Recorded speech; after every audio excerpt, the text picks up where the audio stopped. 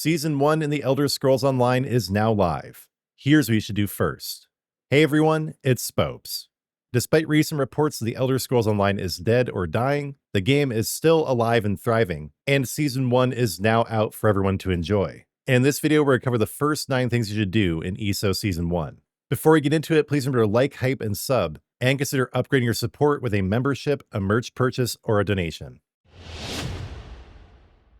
First of all, what is ESO Season 1? This new season marks the next incremental addition to the game, continuing the onboarding of new content and features that began with the release of Update 50 last month. Not only are we getting a new Tamriel Tomes Battle Pass, but the new Thieves Guild questline is also launching, and we're seeing the introduction of favors and dynamic encounters. The new Sheogorath questline is also coming at the end of the month, but it is not launching now with the start of Season 1.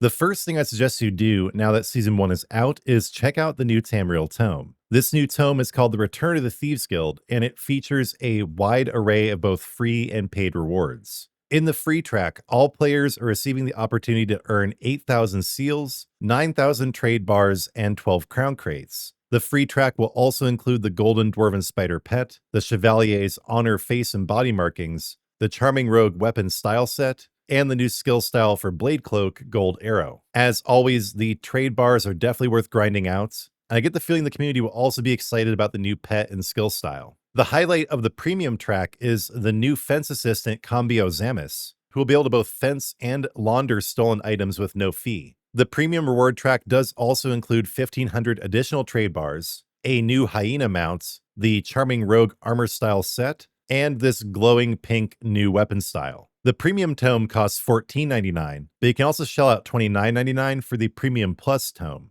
This includes 2 tome point caches, each containing 2,000 tome points, and interestingly enough, a corgi pet. I don't know what corgis have to do with thieving, but this is pretty cute. So the first thing I recommend you do is at least check out the free rewards, start grinding out your seals, trade bars, and crown crates, and then after that, it's time to decide which tome you want. In my opinion, it's perfectly valid to just simply stick with the free track. Personally, all I really care about is the seals and trade bars anyway.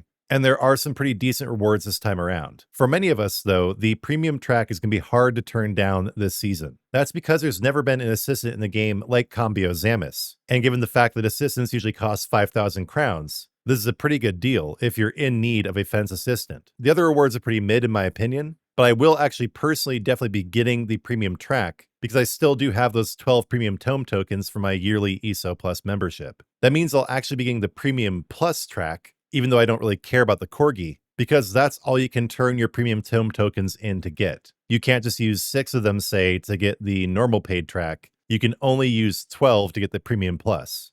Getting the tome caches will definitely be nice, but as much as I love this corgi, I really don't feel like it's worth getting the premium plus just for the corgi. Initially, we did think there was a Sench-Rot mount coming with the premium plus. I'll be really curious to see whatever became of that mount as we get more into Season 1. But yes, I do believe the normal premium track for $15 is going to be a very valuable proposition for many players this time around, because they actually included something worth getting in it that will be considerably cheaper to get through the premium pass than it would be to buy directly from the store. Plus, you get all these other goodies along with it.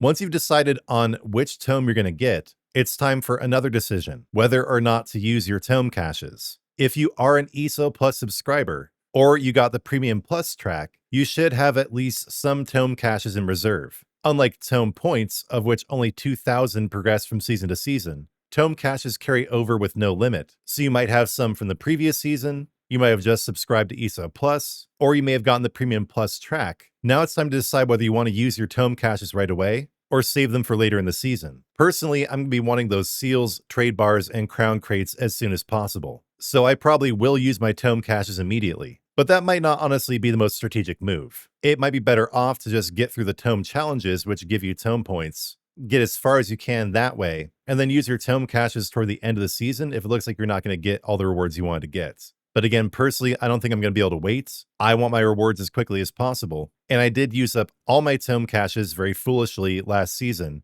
So I will only have the 2 caches that I will get from the Premium Plus Pass that I'm getting with my premium tome tokens.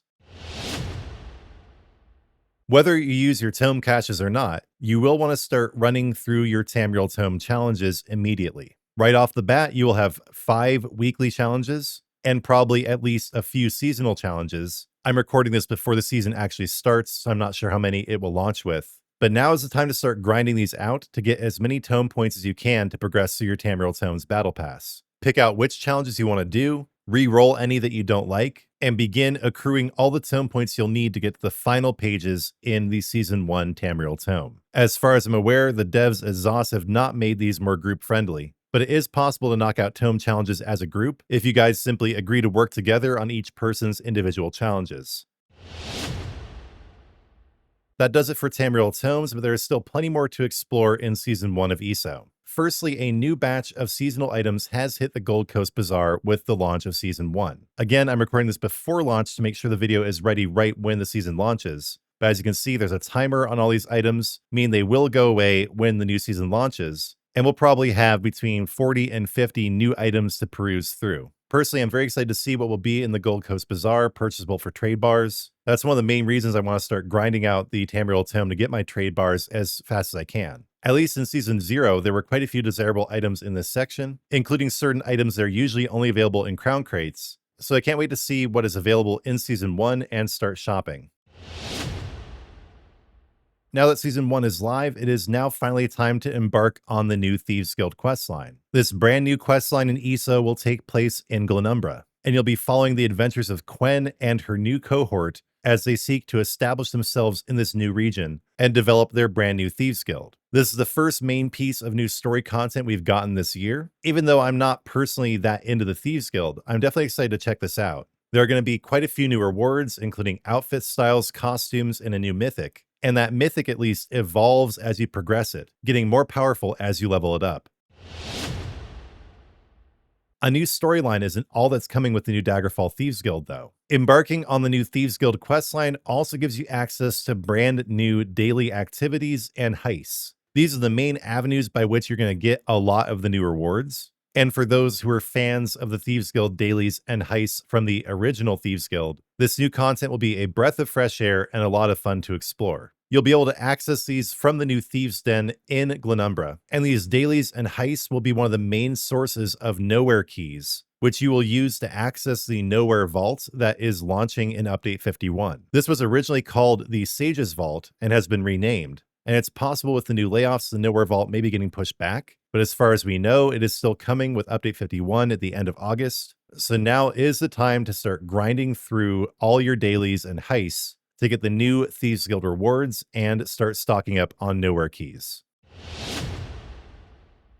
And as I mentioned briefly at the beginning, Update 51 is also marking the launch of favors and dynamic encounters. Personally, I'm not particularly excited for favors. I really struggle to figure out what the team was thinking with these. Basically, these are just new daily quests that are associated with a particular character, where you complete these dailies and there's a quasi-narrative that surrounds them, where you're going to receive mail messages in your inbox from the character associated with the favor you're doing, kind of like the hireling mails we've gotten for years, in association with those daily crafting ingredient deliveries. You'll get some rewards from every daily you do, but the main reward in association with favors is a poster of the associated character's face that you can put up in your house as a furnishing. Favors are honestly so minimal that I kind of wonder what the point was, but this is a new form of content that you can start exploring now that Season 1 has launched. To start with favors, you're going to need to look for this icon on the map, the Freerunners post board. The one in the Aldmeri Dominion is located right next to the Way Shrine in Skywatch. But to be honest with you, I haven't tracked down the ones in the other alliances yet, but you can just get started by going over here to Skywatch and checking out the post board. That will get you going along the track to experiencing favors.